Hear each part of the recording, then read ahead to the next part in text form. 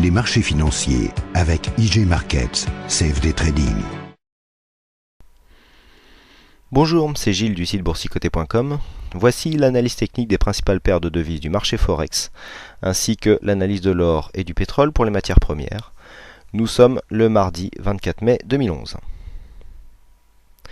Avec aujourd'hui sur l'euro-dollar un rebond technique que j'avais pressenti hier, puisque dans mon analyse je vous avais dit qu'on avait une belle situation de survente avec un retournement du MACD, et je vous avais dit qu'en cas de rebond technique nous pouvions viser une zone qui se situait aux alentours des 1,4150, donc on ne l'a pas encore touché mais on y est presque, d'autant plus que c'est vrai que je l'avais pas forcément bien calibré hier, mais il y a une possibilité d'overlap donc et de continuité de la tendance baissière au contact ici de la résistance, de l'ancien support que nous avons là sur cette zone de cotation des 1,4130.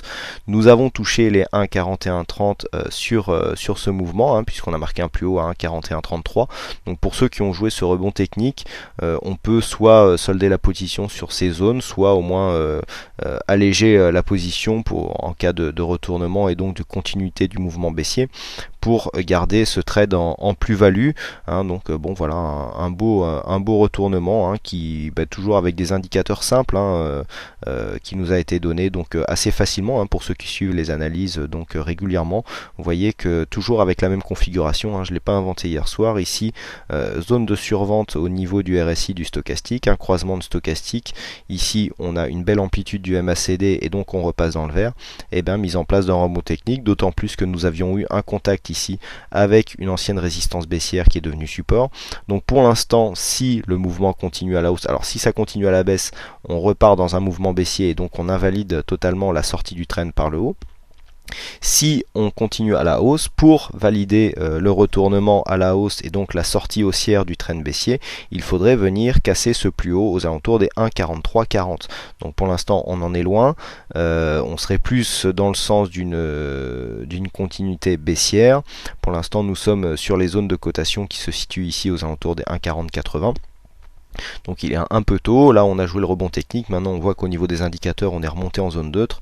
On attend la suite du mouvement pour voir s'il y a confirmation ou pas d'une reprise haussière ou continuité du mouvement donc sur l'euro-dollar. Pas de signal de trading sur cette séance puisqu'on n'a pas cassé un plus haut ou plus bas précédemment, donc aucun signal de cassure donné par rapport à l'analyse écrite. On continue donc avec le câble paire livre sterling contre dollar, où nous avons une remontée des cours par rapport au contact ici sur le support des 1,6070. Je vous avais indiqué que c'était la prochaine cible puisque nous avions cassé ici ce précédent support. Nous avons touché le support des 1,6070, nous remontons. Nous sommes toujours dans une tendance ici qui est assez baissière. On peut tracer une résistance pour mesurer un petit peu donc la dynamique de ce mouvement. Voilà, on est à peu près sur ce genre de résistance. On va épaissir un petit peu le trait pour qu'il ressorte par rapport à toutes les trendlines qui sont tracées sur ce graphe, et donc on voit ici que nous sommes dans un mouvement baissier, puisque les plus hauts ici sont assez rectilignes. On voit deux points de contact ici qui sont avec un point de contact au milieu et donc sur ce précédent plus haut, et si on essaye d'appliquer cette ligne donc sur les points bas, on voit que nous avons ici deux points bas qui correspondent à peu près. Si on cherche d'autres points de contact, pour l'instant il n'y en a pas, mais on voit que ce mouvement ici donc sera assez significatif, d'autant plus qu'on a une zone de résistance ici avant l'entrée dans le trend qui correspondra à peu près.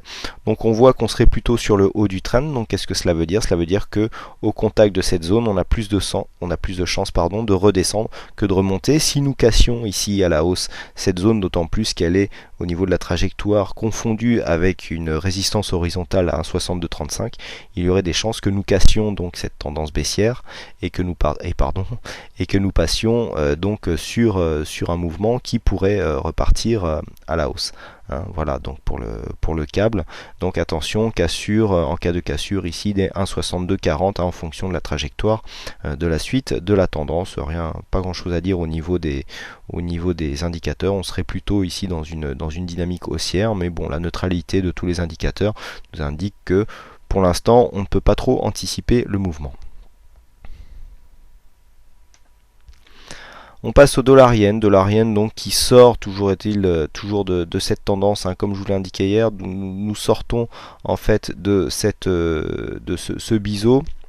Alors je vous avais dit qu'on invalidait la sortie en biseau puisque nous sortions vraiment sur des indicateurs qui étaient en neutralité. On voit qu'on n'a aucune dynamique baissière, donc on ne valide pas le biseau, on sort juste de la tendance, certainement pour se mettre dans une autre tendance. On a l'air d'être parti pardon, pour être dans une tendance relativement flat, hein, puisqu'on vient pas mal tester cette zone ici au niveau des points bas entre 81,50 et donc 81, 60, 70. C'est une zone qui correspond à pas mal de contacts au niveau des points bas, et on voit qu'au niveau des points hauts on est surtout une certaine stabilité aussi, puisque nous sommes capés à la hausse par la zone des 82,20.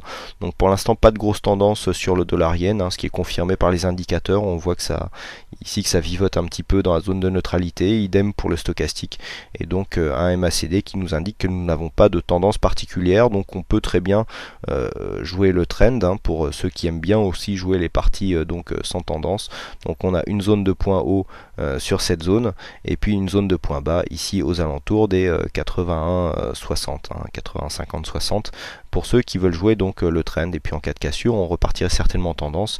On voit bien ici le resserrement des bandes de Bollinger qui nous indique que de plus nous n'avons pas une grosse volatilité. On continue avec l'or qui continue à évoluer au sein du trend haussier que nous avons tracé hier. On voit bien qu'ici le mouvement est totalement au milieu du trend, donc on continue à monter, on est toujours porté par cette dynamique haussière. Au niveau des indicateurs, on a un léger, on a un surachat ici qui s'est inscrit. On voit qu'il est assez fort au niveau du RSI du stochastique. Le MACD nous indique un mouvement régulier, hein. Quand on a une zone de surachat survente comme ça avec les oscillateurs et que nous avons un MACD qui n'a peu d'amplitude, ça en fait ça nous indique que le mouvement est très régulier. Et donc là on le voit bien, ces toutes petites bougies ici qui sont sur la dynamique et qui continuent à monter. Donc on n'a pas de test de haut de trend, on n'a pas de test du bas, on est au sein de cette dynamique. Alors attention, hein, si on commence à retrouver de la volatilité, là pour l'instant on voit bien qu'on a un écartement de Bollinger sur une tendance haussière, donc la tendance haussière est affirmée, d'autant plus qu'elle est confirmée par la formation en trend haussier. Mais si on retrouvait de la volatilité, on pourrait très bien changer de sens ou amplifier et donc sortir du trend par le haut. Donc pas de gros changements pour l'instant, hein. Sur l'or, on a retrouvé une zone ici, on a touché un précédent plus haut, hein, à 1530. Donc attention, cela pourrait provoquer un mouvement baissier en cas de consolidation. Donc si cette résistance ici, que je n'ai pas matérialisée, faisait office de point de retournement. On termine par le pétrole, donc le brut léger américain qui est toujours dans sa tendance neutre, hein, puisque nous sommes dans un range qui est capé à la hausse sur la zone des 101,10 et puis donc 101 $ le baril, et puis à la baisse donc sur le niveau de 96,30. Donc pas de grosse tendance, on voit les indicateurs toujours en zone neutre, hein, au niveau stochastique, RSI, MACD un peu comme tout à l'heure, hein, qui nous indique que c'est assez régulier, pas de grosse amplitude, donc peu de mouvements significatifs à prendre sur ce brut léger. Pas un gros mouvement, donc on peut surveiller une cassure. Donc là on a une résistance intermédiaire qui était un ancien retracement de Fibonacci à 99,95. Donc c'est la zone un peu psychologique des 100 $ le baril. Si on cassait les 100 $ et qu'on venait attaquer ici la zone des 101,30, on pourrait très bien casser à la hausse, ça pourrait nous donner un signal haussier. Si on n'a pas beaucoup de dynamique, on peut jouer encore les trades intra-range. Et puis là pareil à la baisse, hein, si on se rapproche des 96,30, 25, eh bien on pourrait avoir une petite alerte, d'autant plus qu'il y a ici un plus bas à casser à 95,22. Si on cassait cette zone, eh bien on aurait une alerte baissière. Et puis en attendant, on peut s'amuser à faire des allers-retours au sein du range. On peut par exemple très bien prendre, hein, sur cette zone ici, sur cette zone intermédiaire à 99,95, shorter avec un stop sur cette zone en cas de cassure, et ici jouer le ralliement de la zone intermédiaire sur les 96,35 avec un stop ici si on rachète sur les 95,25. Bon là c'est des mouvements que l'on peut jouer. Bon, faut faire attention par contre, s'il y a une sortie en tendance, eh bien on se fait stopper à tous les coups, ça il n'y a pas de problème.